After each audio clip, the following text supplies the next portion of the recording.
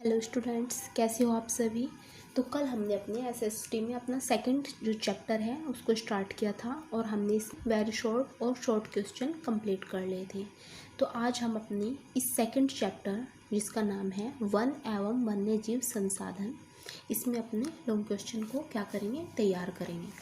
तो देखते हैं कितने, इसमें 3 लॉन्ग क्वेश्चन थे। तो आज हम पहले जो इम्पोर्टेंट है सेकंड वनों के विभिन्न वर्गों की क्वेश्चन को क्या करेंगे, तैयार करेंगे।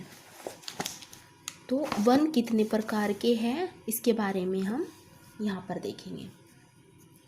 वन तथा वन्य जीव संसाधनों के संरक्षण की प्रक्रिया में, मतलब वन और वन में रहने वाले जीव को बचाने के लिए, उन्हें संरक्षित रखने के लिए की प्रक्रिया में प्रबंधन, नियंत्रण तथा विनियम अपेक्षाकृत कठिन है।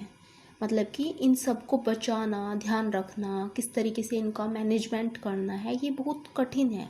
लेकिन भारत के अधिकांश वन तथा वन्य जीव प्रत्यक्ष रूप से सरकार के अधीन है। क्या है, लेकिन ज़्यादातर जो वन है वो और उसमें रहने वाले जीव क्या है, सरकार के अंडर में है, उनके अधीन है। आपने देखा होगा जो नेशनल पार्क्स हैं वो किसके अंडर में आते हैं, सरकार के। बहुत सारे वन हैं, वो वन क्या होते हैं, उसमें क्या होते हैं, वो सरकार के अधीन होते हैं। तो इन वनों को निम्नलिखित वर्गों में बांटा गया है। वन विभाग तथा अन्य प्राधिकारियों द्वारा प्रबंधन का कार्य किया जाता है। तो आपने देखा होगा कुछ जॉब्स निकलती है वन विभाग में। तो वो क्यों निकलती है, क्योंकि जो वन सरकार के अधीन है उसका ध्यान रखने के लिए कोई बाहर का व्यक्ति तो नहीं आता, या वहाँ पर जो वन है, वहाँ की जो लकड़ी है, वहाँ की जो जीव है उसको कोई नुकसान तो नहीं पहुँचाता। तो उसके लिए क्या है, विभिन्न जो है प्राधिकारियों का क्या किया गया है, प्रबंधन कार्य किया गया है। तो वन को विभिन्न वर्गों में बांटा गया है। वन को हमने 3 वर्गों में हम बांटकर पढ़ते हैं, क्योंकि ये बहुत बड़ा एक इसका अपने आप में एक डिपार्टमेंट है। तो इसको हम अगर विभिन्न वर्गों में बांटकर पढ़े तो हम इसको आसानी से समझ सकते हैं। जैसे कि आरक्षित वन, रक्षित वन, अवर्गीकृत वन। तो आरक्षित वन जो होते हैं वो क्या होते हैं, जिसमें वन और वन्य जीवों के संरक्षण के आधार पर इन्हें अत्यधिक मूल्यवान वन माना गया है। जो आरक्षित वन है ना, उस जो ये वन होते हैं इन पर जो है सरकार का अधिकार होता है, और जो ये वन होते हैं ये बहुत मूल्यवान होते हैं। इसमें जो लकड़ी है बहुत कीमती होती है, विभिन्न प्रकार के फर्नीचर के लिए, और इमारती लकड़ी जो है वो इस वन में पाई जाती है। तो देश के आधे से अधिक वन क्षेत्र आरक्षित वन, मतलब आरक्षित, उनका इस पर क्या है, क्या हो गया, इस पर आधिपत्य हो गया, उनके अधीन है ये गवर्नमेंट के। तो देश से आधे से अधिक वन क्षेत्र आरक्षित वन के रूप में वर्गीकृत किए गए हैं। वन एवं वन्य जीवों के संरक्षण के आधार पर, मतलब कि इनमें क्या होता है, वन होते हैं, बहुत सारी लकड़ियाँ होती है, और इनमें बहुत सारे क्या होते हैं, जानवर भी होते हैं, जीव जंतु होते हैं। तो के आधार पर इन्हें अत्यधिक मूल्यवान वन माना जाता है। इसके बाद सेकंड क्या है, रक्षित वन। वे थे आरक्षित और यह है रक्षित वन। तो केंद्रीय पर्यावरण, वन एवं जलवायु परिवर्तन मंत्रालय के अनुसार, ये किसके अनुसार है, केंद्रीय पर्यावरण वन एवं जलवायु परिवर्तन मंत्रालय के अनुसार देश की कुल वन क्षेत्र का 1/3 हिस्सा रक्षित वन की श्रेणी में आता है। मतलब कि अगर कोई संख्या 3 है तो 3 में से जो 1 हिस्सा है वो किस में आता है, रक्षित वन की श्रेणी में आता है।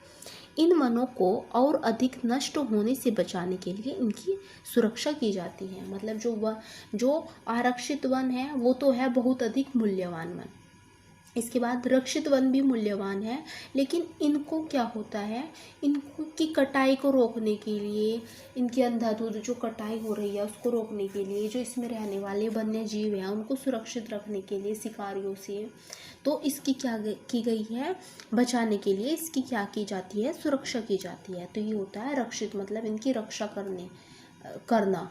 रक्षित मतलब रक्षा के लिए क्या किया जाता है, इन वनों का ध्यान रखा जाता है।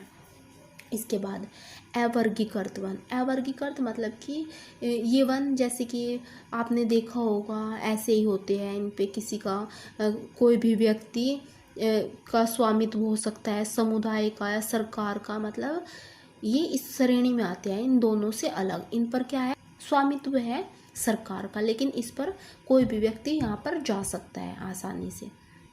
आरक्षित तथा रक्षित वनों के अतिरिक्त अन्य सभी प्रकार के वन तथा बंजर भूमि अवर्गीकृत वन कहलाती है। मतलब जो भूमि क्या है, बंजर है, ऐसी वेस्ट है, पड़ी हुई है, और उसमें जो वन उगे हुए हैं तो वो आते हैं अवर्गीकृत वन की श्रेणी में।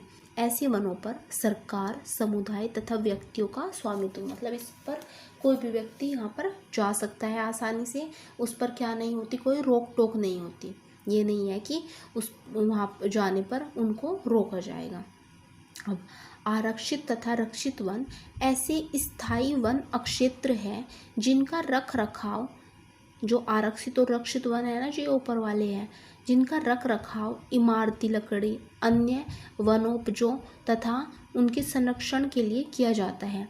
मध्य प्रदेश में स्थायी वनों के अतिरिक्त सर्वाधिक क्षेत्र में, जो राज्य के कुल वन क्षेत्रफल का 75% है। मध्य प्रदेश में क्या है, सबसे अधिक वन है, कितने हैं, अन्य की अपेक्षा 75%। और जम्मू तथा कश्मीर, आंध्र प्रदेश, उत्तराखंड, केरल, तमिलनाडु, पश्चिमी बंगाल, महाराष्ट्र में भी आरक्षित वनों का अनुपात अधिक है। आरक्षित मतलब जो सबसे पहले वन है, जो बहुत मूल्यवान वन है। पूर्वोत्तर के सभी राज्यों में, पूर्वोत्तर पूर्व और उत्तर, ठीक है, के जो राज्य हैं उस राज्य तथा गुजरात में अधिकतर वन अवर्गीकृत वन श्रेणी में आते हैं तथा स्थानीय समुदायों द्वारा इनका प्रबंधन किया जाता है। ठीक है, तो इस पर कौन अपना आधिपत्य दिखाता है, वहाँ के जो रहने वाले लोग हैं। तो ये आपका क्या था, आपका जो लेसन है वन और वन्य जीव संसाधन, उसमें आपको ये वाला लॉन्ग क्वेश्चन अच्छे से करना है। वनों के प्रकार बताइए, तो आप पहले थोड़ा सा वनों के बारे में बताएंगे, वन क्या है, वन जीव के बारे में बताएंगे, वन्य जीव। इसके बाद ये 3 वर्गों में बांटा गया है, आरक्षित, रक्षित, अवर्गीकृत। आरक्षित मैंने आपको बताया है, जो बहुत मूल्यवान वन होते हैं उन पर क्या होता है, गवर्नमेंट अपना क्या कर लेती है, अपना आधिपत्य कर लेती है, अपना अधिकार कर लेती है, और इसके लिए बहुत सारे क्या होते हैं, अधिकारी भी होते हैं इसमें काम करने वाले, वन विभाग में रहने वाले व्यक्ति, और यहाँ पर जो जीव जंतु होते हैं उनका ध्यान रखने के लिए होते हैं ये।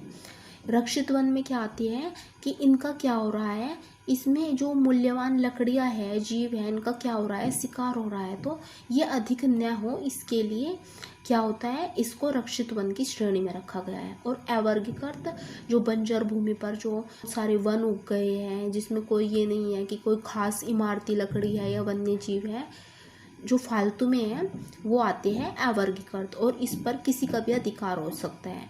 वहाँ की सरकार भी अपना अधिकार कर सकती है, वहाँ के समुदाय के लोग भी, जैसे कोई गांव है और जैसे वनों में कोई व्यक्ति ने अपना क्या किया है, घर बनाए हुए हैं, तो वहाँ पे मतलब इस तरीके से एक गांव बस गया, तो गांव के लोग उस पर क्या कर लेंगे, वहाँ जो वन है उनसे जो खाने की सामग्री प्राप्त होती है, तो उस पर क्या हो जाता है, उन लोगों का अधिकार हो जाता है, खाने के सामान, वहाँ की लकड़ी का को वे प्रयोग कर सकते हैं। और इसके बाद कोई व्यक्ति, इनका क्या होता है, सरकार, समुदाय और व्यक्तियों का स्वामित्व होता है। तो आई होप आपको ये अच्छे से समझ आ गया होगा। तो आपका ये चैप्टर आज यहीं पर कंप्लीट हो जाएगा, और इसके बाद हम पढ़ेंगे जल संसाधन के बारे में। ठीक है, तो जय हिंद, जय भारत।